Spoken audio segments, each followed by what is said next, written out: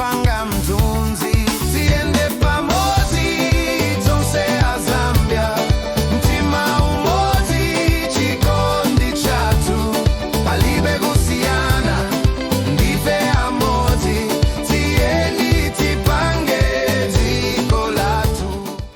Ladies and gentlemen, welcome to the Zambian Files, where Zambia's political drama runs smoother than a Nollywood script and twice as unpredictable. In the previous episode, we mentioned how the Minister of Home Affairs wanted to block the Catholic Church's protest against Bill number 7. This episode features President Hakainde Hichilema, the constitutional amendment protest, and a State House invitation that has left the nation asking, is this genuine dialogue or a very polite way of saying, please stop embarrassing us on Cairo Road? Let's get into it. If you thought Zambia's politics would calm down after the PF's never-ending soap opera, think again. Now, the spotlight swings back to the UPND administration, and specifically Bill 7, the constitutional amendment process that has civil society sharpening their placards like they are preparing for a national demonstration Olympics. Oasis Forum and several CSOs have been preparing to hit the streets to protest what they see as a flawed, rushed, or potentially suspicious constitutional review process. But before anyone could buy vuvuzelas or practice their protest choreography, President Hakainde Hichilema stepped in with a surprise move. Don't protest. Come to State House instead. Let's talk. A very HH move. Calm, polished, and delivered with that CEO of a nation tone.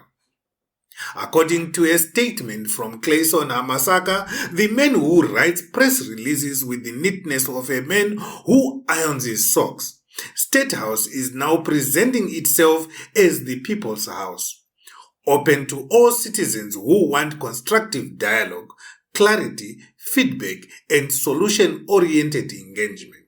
Translation: before you disrupt traffic, just come over. We have chairs, water, and maybe Wi-Fi. The president insisted that Zambia is a constitutional democracy based on the rule of law and the protection of civil liberties, including freedom of expression and assembly. He affirms this with the same energy your parents use when reminding you that you are free to speak as long as you speak in a polite tone they approve of. HH has taken serious note of the concerns raised by interest groups planning to protest. And instead of letting the whole thing explode into a political storm or become social media fuel for both PF factions, he wants everything done through dialogue. From a strategic point of view, it's actually brilliant. If they accept the invitation, HH looks democratic, calm, open-minded, mature. And frankly, who can say he is not? If they refuse, HH looks democratic, calm, open-minded, mature. And the protesters look like they don't want solutions, just noise.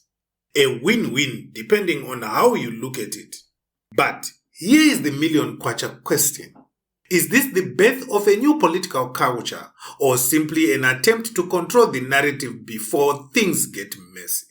Zambians are watching closely because in this country, constitutional amendments carry the same emotional weight as football. Everyone has an opinion and everyone suspects someone of trying to cheat. Oasis Forum and CSOs are now caught in the crossfire of a political chess game, where every move will determine whether the public views this process as transparent or Twapandula version 2. Meanwhile, State House insists, come inside, bring your concerns, this is your house, we are listening. Fair enough, but Zambians are no longer impressed by warm words alone. They want concrete actions, transparent processes and accountability, not another round of we are consulting while final decisions are being typed in the back office. So yes, the president has opened the doors. Now the nation waits to see.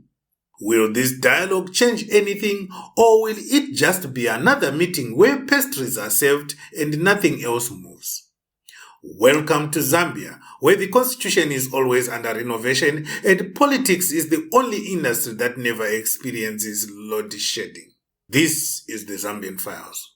Please subscribe, share, and comment in the comment section below. Would like to hear your opinions.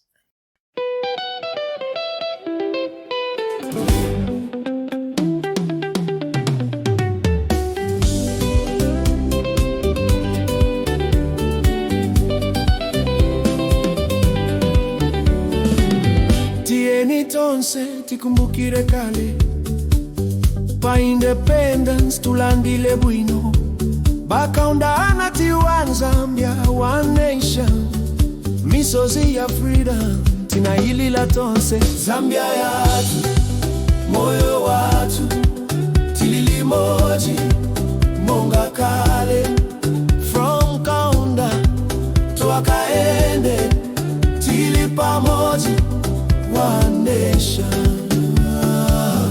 Awe bachiluba mwana wa mkombo baneni anabweresa demokrasi pa mwamba wa suti pa moyo wa moyo katundu wa mziko anaseguka Zambia yatu moyo watu tilili moji monga kale from kaunda tuwakaende tili pamoji one nation. Rest in peace Levi mwana wasa muntu wa nchito muntu wa chilungamo anaimilira corruption anatibweresera moyo wa mtendere Zambia yatu moyo watu tilili moji monga kale from kaunda tuwakaende tili pamoji one nation. Banda wa mpato wose kantawi zonse analimbitsa ubale na Afrika anatipaza chikondi monga bambo wa banja lonse Zambia yatu moyo watu tilili moji monga kale from kaunda tuwakaende tili pamoji one nation. Chobra wanchito wakwitu anagwira nchito analankula straight boma ni boma anati akalipa nalingati moto Zambia yatu moyo watu tilili moji monga kale from kaunda tuwakaende tili pamoji one nation.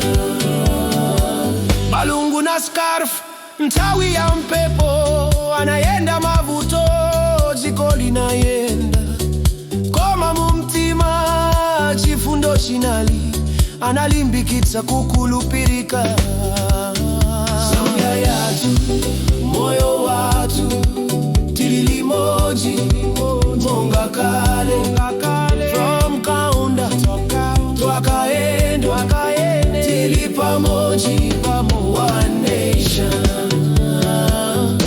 Hichilema wa mabizinesi mwana wa mumuzi analimbikira mpaka daimilira amasoku Zambia ya kale amalota jiko la topano Zambia yatu moyo watu tilili moji monga kale one nation unity forever amen.